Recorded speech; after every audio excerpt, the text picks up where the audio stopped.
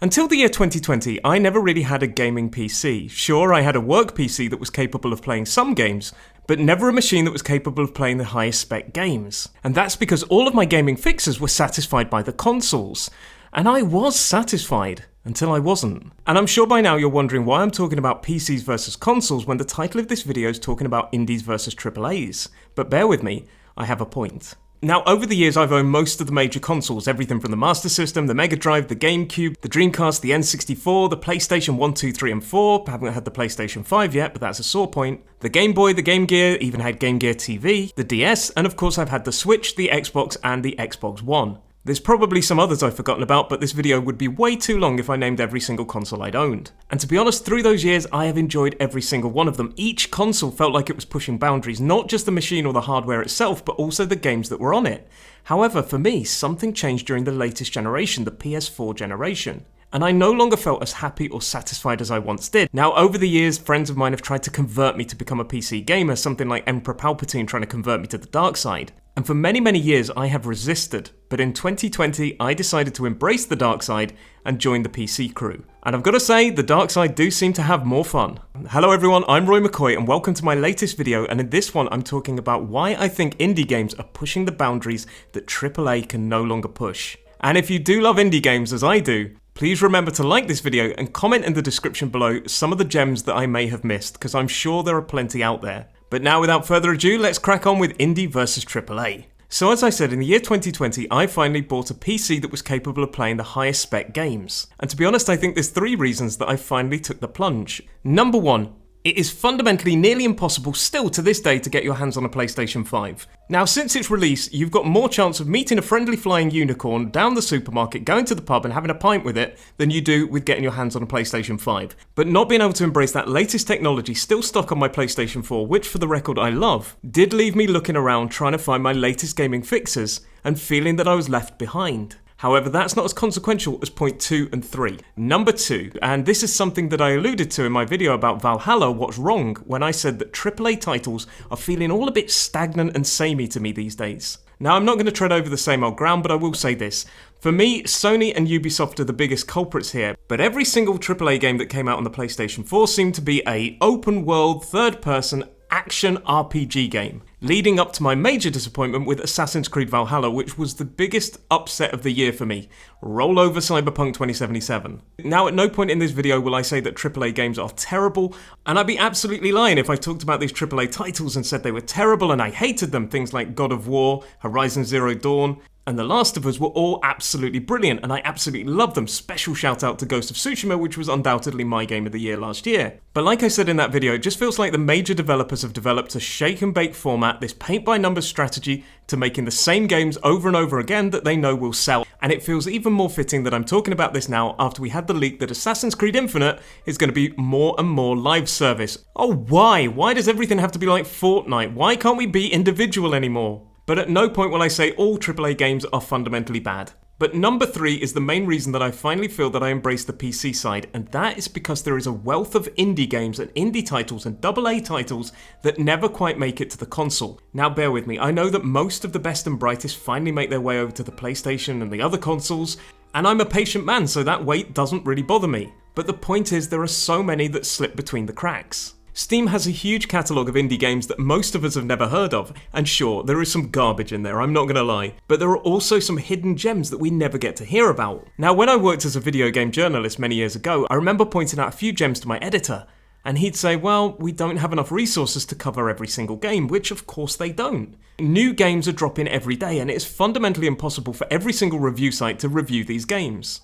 So what happens to these games? Well, of course they get their little reviews on Steam, but a lot of these games never get reviewed by the big producers. So for a number of gamers out there, if they can't find a review score on a site that they trust, they're never gonna touch it, and thus they fall through the cracks. And even though I don't agree with that flawed review system and scoring system, there are a hell of a lot of 6 and 7 indie games out there that have never been professionally reviewed. And even the bigger and successful ones that do make their way to console, quite often these games still get missed. I talked to a number of my friends about games like Hollow Knight, and still to this day they're like, what what's that? And I have to convince them to take a look because it's not from the biggest developers like Capcom, Ubisoft, or Sony. And this is why from now on I promise to review more and more indie games, because if these games are out there and they're good, they need to be shouted about. So why for me do indie games work better than AAA titles these days? Well, I think it comes from the core value of what an indie game is versus what a AAA title is. An indie game is made with a low budget and a small team, and the opposite can be said of a AAA title, huge teams and huge budgets. But of course, when you invest a lot of money in a video game, you come with a lot of risk. More about that in a moment. But there are a number of reasons that I think indie games do things better. That small team, usually just one person in the room on their own, gives a game a kind of soul. It is a passion project, and you can feel that through the game. The emotion and the love and attention and the care that went into a game, an indie game,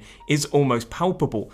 Think about Eric Baroni making Stardew Valley or Team Cherry working on Hollow Knight. Think about the guy behind Forager. How much love went into these games? Now, I'm not saying that AAA titles don't have love behind them, but obviously some of that gets diluted, especially when you look at things like crunch. And for me, I think that AAA titles are actually a victim of their budget. Because with that huge risk, with that huge amount of money, they need to play it safe. And that is what I talked about in my Assassin's Creed Valhalla is What's Wrong video. And quite simply, indie games can afford to take risks. In fact, they have to take risks. While most of the budget of these big games is spent on things like audio and graphics, indie games just don't have that luxury. So they have to get creative. And these games are incredibly creative. Think about how unique and creative games like the Untitled Goose Game, the Stanley Parable, and Fez really are. And it is when indie games are at their most creative that they indeed flourish. Often when an indie game or a AA title tries to match or go toe-to-toe with a AAA title in terms of graphics or 3D engine, it quite often falls short. Not always, but quite often does. You always feel like there's a great game underneath there with some missing features, but fundamentally something is wrong. And that's not to say always, some indie games absolutely do look incredible. But it's this creative approach that also spills into other areas. Many of these indie games have unique graphics, story, and characters.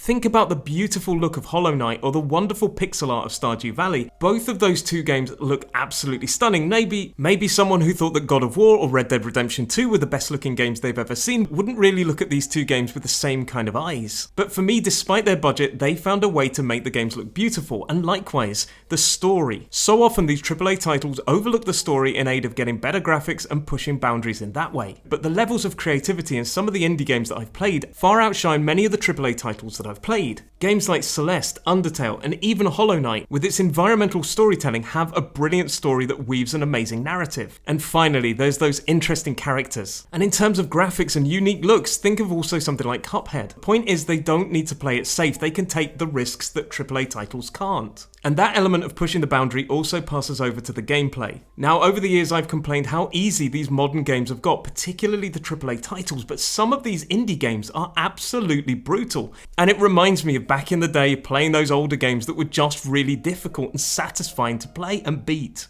And they spend so long on making either addictive games or games with ingenious gameplay mechanics. Think about the addiction levels of things like Forager and the just interesting cycle of things like Stardew Valley. And then you've got the release. When an indie game releases, 9 times out of 10, these games are finished. They have to be, because you only get one chance to make a first impression. If they release broken, as so many AAA titles do these days, they will be swallowed up in the Steam catalogue and never seen again. They need to launch well and be received well. And that also goes back to that soul and passion of having a small development team that care about their final product. But solely on a cutthroat level, they need to get it right. Now, you'd imagine it was the same thing for AAA games. That huge risk of the budget they've outlaid on this game, you'd imagine that the developers would want to get it right.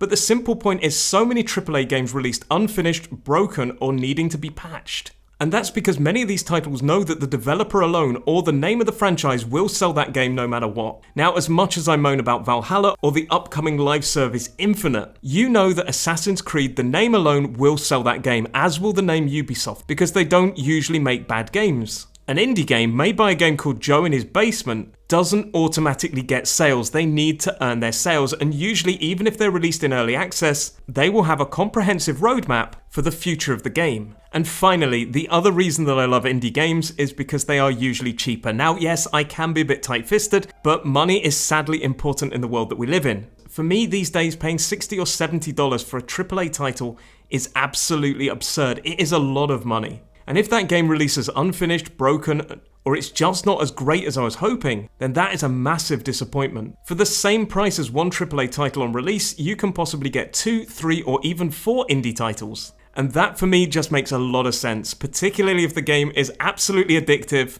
and an incredibly long experience like Stardew Valley. And that is it. That is why I love indie games so much, and I would love to hear in the comments below what your favourite indie game is, because I've probably missed it. And as a little segue before I finish today, I often find myself wondering, why now? Now, I know I said on the PlayStation 4 that a lot of these games had this rinse and repeat format, but it's not just that. It's because back in the day on the PlayStation 1 and other consoles before that, boundaries always seemed to be being pushed. Think about John Romero coding Doom in a garage. Think about all those wonderful games. Every single game I played seemed to have the passion of an indie title, even if they were brought to us by the biggest developers. It felt like every single game I played was pushing boundaries. And now, it just doesn't. It feels they found a winning format and they are going to stick with it. But now, I just want to say thank you very much for watching this video. I hope you enjoyed it. Please do give it a like. And this is Roy McCoy, out.